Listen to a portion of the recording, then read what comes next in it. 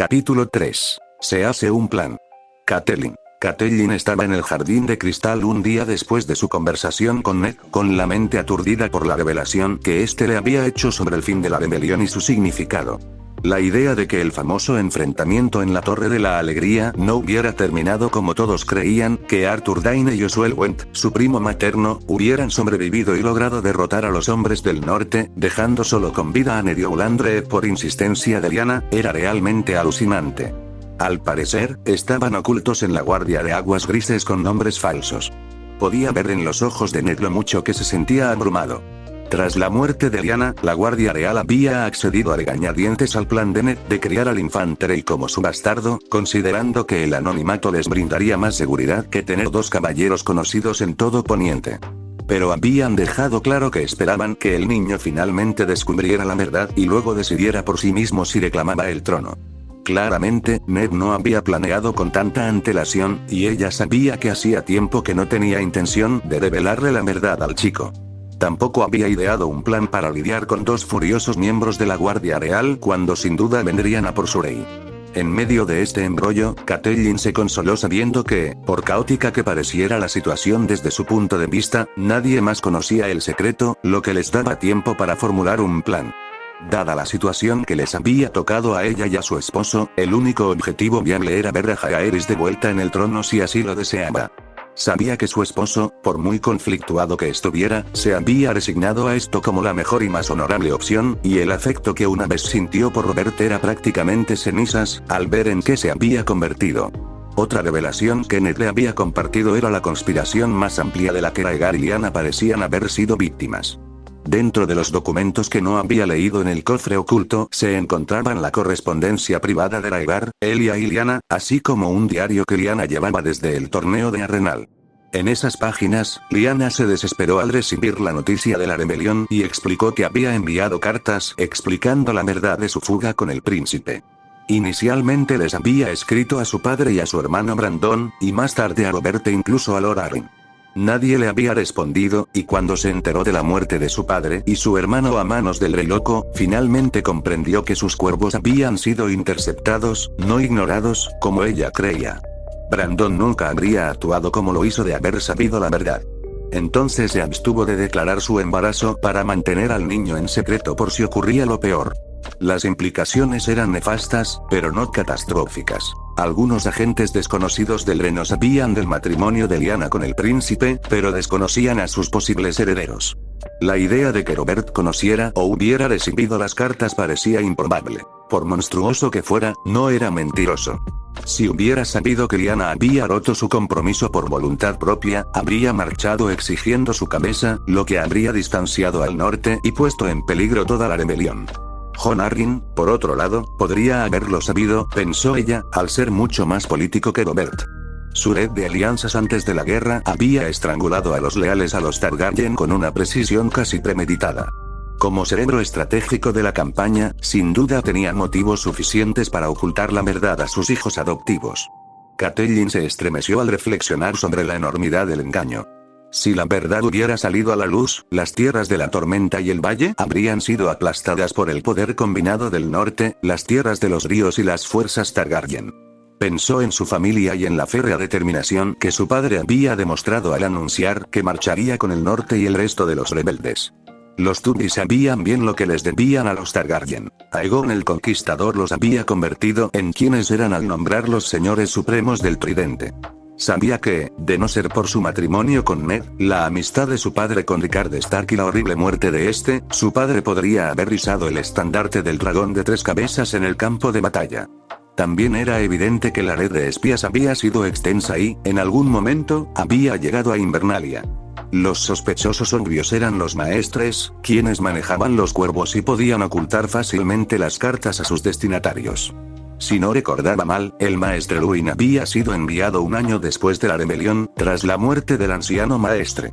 Le había cogido cariño a Luwin, quien provenía de una rama menor de los Stark 4 generaciones después, y no dudaba de su lealtad. Ned había solicitado específicamente su nombramiento a Robert, alterando el procedimiento habitual de reemplazo de la ciudadela. Recordaba que Luwin mencionó las protestas del gran maestre Pisella y los archimaestres. Considerando lo que ahora sabía, parecía probable que Ned hubiera albergado sospechas sobre el anciano maestre tras enterarse de la verdad por Lyanna, lo que explicaría su elección de Luwin como reemplazo. Se dirigió desde el jardín de cristal hacia el solar de su esposo. Al cruzar el patio, vio a Jon y Robb jugando con espadas de madera bajo la atenta mirada de Ser Roderick. Al llegar al solar, despidió a los guardias de la puerta, ordenándoles que se quedaran al final del pasillo y no los molestaran a menos que hubiera una emergencia. Encontró a Ned sumido en libros de contabilidad y varios papeles. Se sentó frente a él, esperando a que levantara la vista. Finalmente, terminó sus cálculos y se volvió hacia ella con expresión cautelosa. Ambos sabemos lo que significó nuestra conversación de ayer, dijo Catelyn con gravedad. En algún momento, habrá otra guerra, y el único rey al que apoyaremos será a tu sobrino. Sí, y con cómo se trata Robert, no se morirá viejo, respondió Ned, con el ánimo sombrío. Necesitamos desarrollar el norte, tanto militar como económicamente, si queremos protegernos cuando llegue el momento. Estaba revisando nuestras finanzas. Quiero restaurar Foso Cailin para proteger el cuello. También creo que deberíamos construir una flota con la ayuda de los Manderly y mejorar el comercio con el resto de los reinos e incluso con esos. Catelyn asintió, considerando posibles exportaciones. También deberíamos considerar alianzas y formas de contactar con antiguos leales a los Targaryen, asegurándonos de no acabar en la ruina por confiar en la gente equivocada. El dominio podría estar dispuesto a una alianza si lograra un matrimonio entre Robb Jon y uno de los suyos, dado su anhelo de que su sangre esté en el trono. Deberíamos hacer propuestas y acercarlos a nosotros mediante el comercio al principio, dijo pensativa. Una alianza con el dominio les beneficiaría de múltiples maneras. Podrían proporcionar pieles, madera y lana, mientras que el norte necesitaría las reservas de alimentos del dominio para prepararse para el invierno. El pretexto de prepararse para el invierno también podría ocultar cualquier indicio de una alianza entre antiguas facciones opuestas en un reino ahora en gran medida en paz. Ned asintió, aliviado por el apoyo de su esposa y su conocimiento de la política sureña. Luego abordó otro tema. También debemos hablar de la educación de los chicos, en particular de Jon. Su educación debe ser nórdica si quiere obtener el apoyo de los señores del norte para volver a poner a un Targaryen en el trono después de lo que Aerys nos hizo. Pero Jon también debería aprender sobre su ascendencia Targaryen y comprender la política cortesana si quiere reinar con éxito. Además, a los leales a los Targaryen podría resultarles difícil apoyar a un chico que parece, actúa y piensa como un Stark, por muy legítima que sea su pretensión de ser Targaryen, dijo Ned pensativo. Catelyn estuvo de acuerdo, pero no veía una solución fácil para el dilema de la educación de Jon. Incluso si encontraban a un leal lo suficientemente cercano a los Targaryen y con conocimientos, los secretos y tradiciones familiares, como los que sin duda guardaban los Targaryen, no solían compartirse fuera de la familia. Para su sorpresa, Ned tenía una solución en mente, aunque sabía que podría causar problemas en el sur. El maestre del Castillo Negro es Aemon Targaryen, hermano de Aegon el Improbable. Tiene poco más de 90 años y, según Benjen, ha empezado a quedarse ciego. El Lord Comandante solicitó recientemente un maestre más joven de la Ciudadela, temiendo que Aemon ya no pudiera cumplir con sus deberes.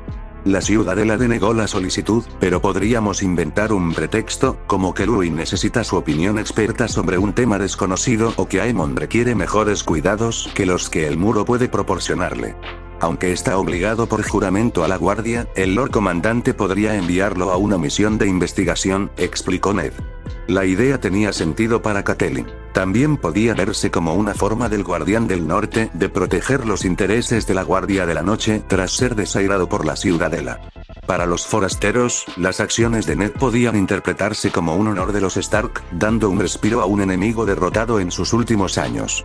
Robert, sin duda, estaría furioso, pero no tendría ningún recurso, incapaz de ordenar la ejecución de un maestre y hermano jurado por su familia biológica.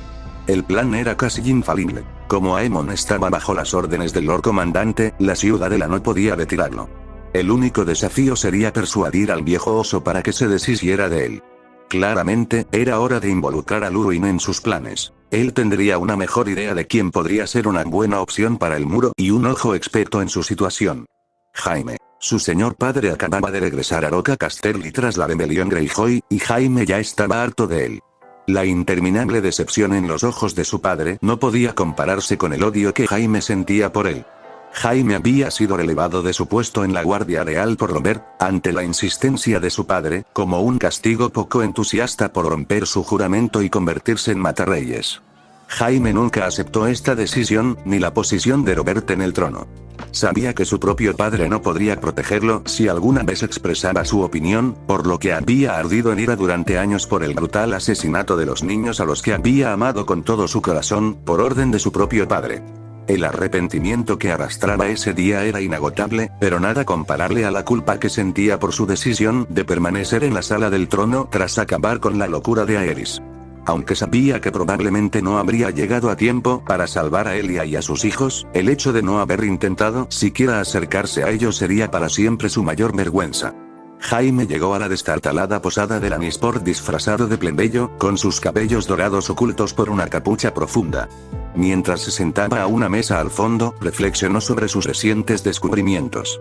Desde su regreso a Roca Casterly, había dedicado un tiempo considerable a buscar material de chantaje que pudiera usar contra su padre para escapar finalmente de la necesidad psicótica de control absoluto de Tywin. A menudo reflexionaba que la amistad juvenil entre Aerys y Tywin tenía sentido, realmente se merecían el uno al otro. Mientras recopilaba información, había registrado los aposentos privados del maestre con la esperanza de encontrar un diario. Lo que encontró fue aún mejor. Una serie de mensajes codificados, claramente intercambiados entre maestres durante la rebelión. Detallaban los movimientos de tropas y otras tácticas, pero un pergamino le paralizó la mente. Decía, la bestia voladora se casó con la aullante antes que la verdadera, la falsa y los demonios. Se desconocen su posición y movimientos. Si nace una quimera, todo estará perdido. Aconseja al león que se deshaga de las crías que encuentre. El ciervo no lo sabe, al igual que el lobo, pero el halcón conspira con los ratones sabios. Con esta simple información, la aguda mente de Jaime ató cabos. Todo lo que antes no tenía sentido encajó de repente. ¿Ned Stark regresando de una expedición para salvar a su hermana con un bastardo? La idea era absurda. Que Ned Stark traicionara su propio sentido del honor era una cosa, pero que lo hiciera mientras su principal preocupación era la seguridad de su hermana parecía absurdo. La idea de que Rhaegar hubiera secuestrado y violado a Lyanna siempre le había parecido forzada a Jaime, pero nunca imaginó que Rhaegar se hubiera casado con ella. El genio de Ned Stark residía en la simplicidad de la mentira. Su honor, proclamado a viva voz, otorgaba a sus palabras y acciones una seriedad que nadie cuestionaba. Reconocer a un bastardo y criarlo como si fuera suyo se consideraba un pequeño error, y el hecho de que el niño pareciera un Stark puro de bebé no hacía más que reforzar la historia. Convencido, Jaime comprendió que Stark había ocultado al legítimo rey ante las narices de todos. El disgusto que Jaime sentía por la reacción de Ned ante la muerte de Aerys se vio atenuado por la comprensión de que Stark había cumplido lo que Jaime había jurado y no había logrado. Ahora, la pregunta era qué hacer. Stark nunca lo recibiría con los brazos abiertos, y su padre tampoco lo permitiría. El niño estaba mejor protegido por su identidad oculta hasta que alcanzara la mayoría de edad. Mientras pensaba, un comerciante de pelo azul de Tyrosh se sentó frente a él y le entregó una nota. Jaime pagó a los 3 dragones dorados que habían acordado y leyó el mensaje. El hombre era uno de sus informantes en eso sobre los niños Targaryen. Jaime no pudo evitar recordar al pequeño Viserys con cariño. El niño tenía el dulce temperamento de su madre Gaella. Jaime se conocía lo suficientemente bien como para reconocer que su yo más joven había estado desesperadamente enamorado de su reina. Ella había sido todo lo que su esposo no era: amable, hermosa, ingeniosa y de mente aguda. Jaime la había servido con absoluta devoción, y había sido una alegría estar cerca de Viserys. Al leer la nota, el corazón de Jaime se desplomó y las palabras se volvieron borrosas ante sus ojos. Ceru y Jem han fallecido. Los niños siguen en Bravos, pero los sirvientes los han echado.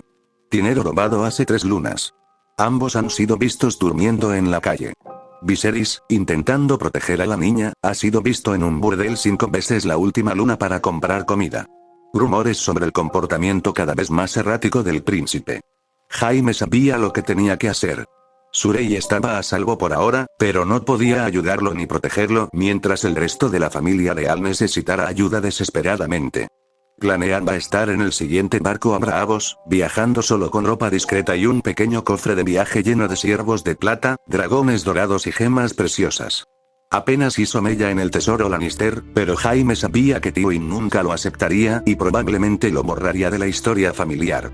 Dejó un solo mensaje, oculto en el libro favorito de Tyrion, explicando por qué se había ido y pidiéndole que mantuviera su partida en secreto. A la mañana siguiente, Jaime navegaba hacia su príncipe y princesa, con sus cabellos dorados teñidos de negro. Henry, Tobo le había dicho que se escondiera en el armario. Estaba asustado y apenas podía ver a través de un hueco entre las tablas, pero sabía que debía guardar absoluto silencio para que los soldados con armadura dorada y roja no lo oyeran. Podía oír voces alzadas, las de Tobo y los soldados, mientras Tobo negaba conocer a alguien que se pareciera a Henry. Cuando los soldados finalmente se fueron, apareció el rostro canoso de Tobo, abriendo el armario y diciéndole que empacara todas sus pertenencias, rápido. Henry sabía que Tobo no era su padre, pero lo había criado desde que era un bebé y lo quería como a un hijo. Mientras Henry corría a su habitación, escuchó a Tobo murmurar maldiciones sobre la reina, tratando de lidiar con la competencia para sus bebés rubios. No sabía qué significaba, pero sabía que no podía significar nada bueno para él. De repente, Tobo puso a su primer aprendiz a cargo de la tienda indefinidamente. Con una pesada bolsa de monedas, partieron hacia el puerto para embarcar con destino a Pentos. Jon contemplaba su piedra en la chimenea, pensando en todo lo que había cambiado a su alrededor en las últimas semanas. Todo había comenzado con el descubrimiento de la piedra iridiscente blanca y azul.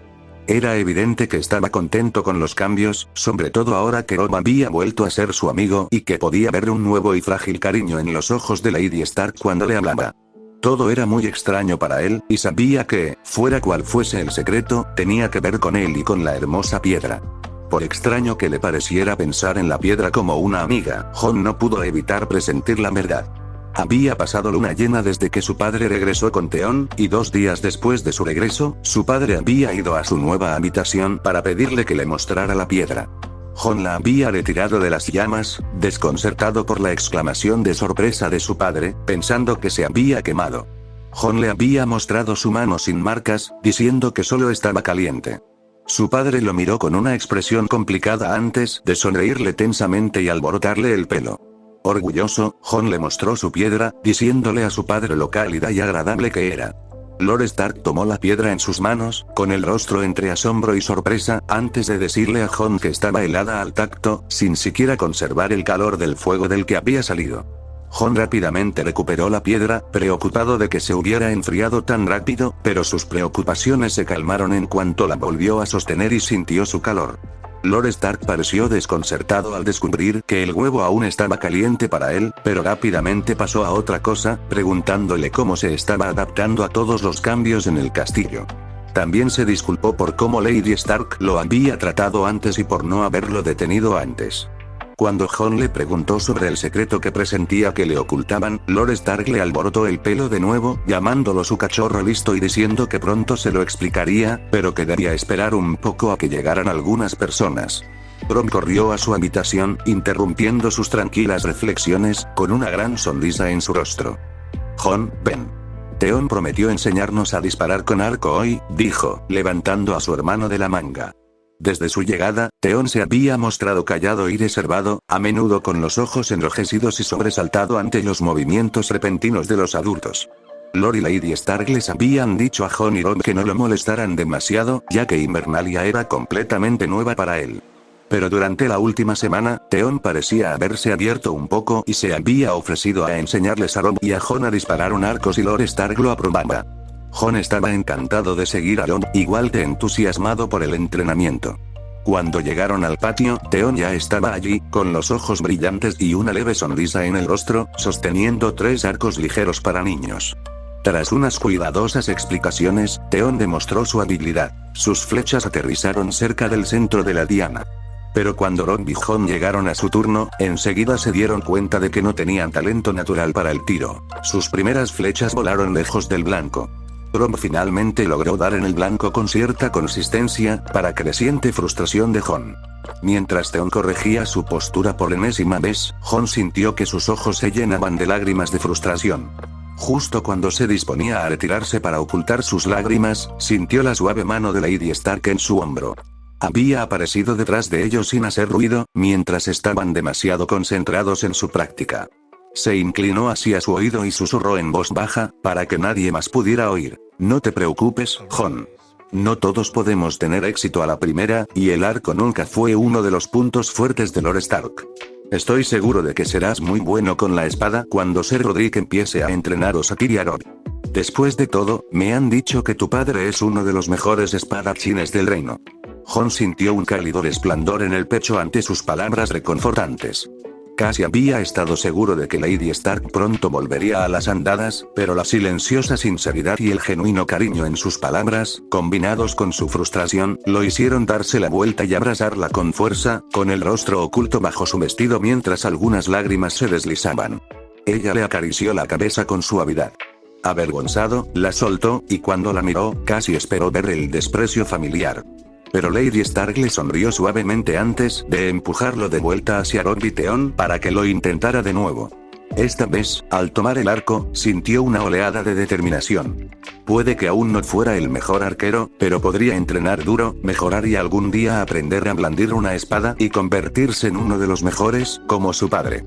Y tal vez, pensó, también haría que Lady Stark se sintiera orgullosa. Aemon miró a su alrededor con la vista debilitada, sabiendo que probablemente no los volvería a ver. Criado como había sido en Desembarco del Rey, no pudo evitar preguntarse sobre las razones de Lord Eddard Stark para llegar a un acuerdo con el Lord Comandante para que lo trasladaran a Invernalia. En muchos sentidos, la idea de partir para servir a uno de los artífices de la caída de su familia lo había llenado de rabia al principio. Ser Alyser se había ganado 2 días en las celdas de hielo por escupir a los pies del Lord Comandante al enterarse de la noticia. Estaba convencido de que era una estratagema de los partidarios del usurpador para matar al último Targaryen de Poniente, pero Aemon, ya anciano, creía que la razón probablemente era otra. Incluso tan al norte, había oído hablar del honor de Eddard Stark y de cómo se había enfurecido contra Robert por negarse a castigar a los asesinos de Elia y sus hijos. Aemon era maestre de la guardia y haría lo que le pidiera el Lord Comandante. El nuevo maestre había llegado el día anterior. Aemon desconocía cómo Luwin había logrado convencer a Marwyn el mago de exiliarse al muro, pero estaba seguro de que se trataba en parte de una búsqueda académica para Marwyn, fascinado por lo oculto, y en parte de una forma de escapar de posibles represalias de los archimaestres. El plan era elegante. Marwyn probablemente estudiaría la magia ancestral del muro y exploraría la antigua biblioteca del Castillo Negro, y los archimaestres estarían encantados de ver a un controvertido maestre que abogaba por el estudio de la magia expulsado de la ciudadela.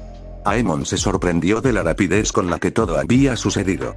Cuando el Lord Comandante recibió el cuervo de Invernalia, no supo cómo responder, y su cariño por Aemon le dificultaba enviarlo lejos. Sin embargo, tras una larga discusión, ambos coincidieron en que Lord Stark probablemente tenía buenas razones para su petición, ya fuera por la investigación de Luwin o por cualquier otra cosa. Creían que no se trataba de un plan para matarlo. La oferta de encontrar un reemplazo finalmente convenció al viejo oso, quien reconoció que Aemon pronto no podría realizar la mayoría de sus tareas sin ayuda. Lord Mormont envió entonces un cuervo aceptando la oferta, y ahora, 4 lunas después, Aemon se preparaba para partir, escoltado a Invernalia por el primer explorador Benjen Stark y algunos otros hombres. Mirando hacia el suelo de madera, Aemon decidió llevarse algo que antes había tenido intención de dejar atrás. No podía explicar por qué había cambiado de opinión, pero una premonición le decía que podría necesitarlo.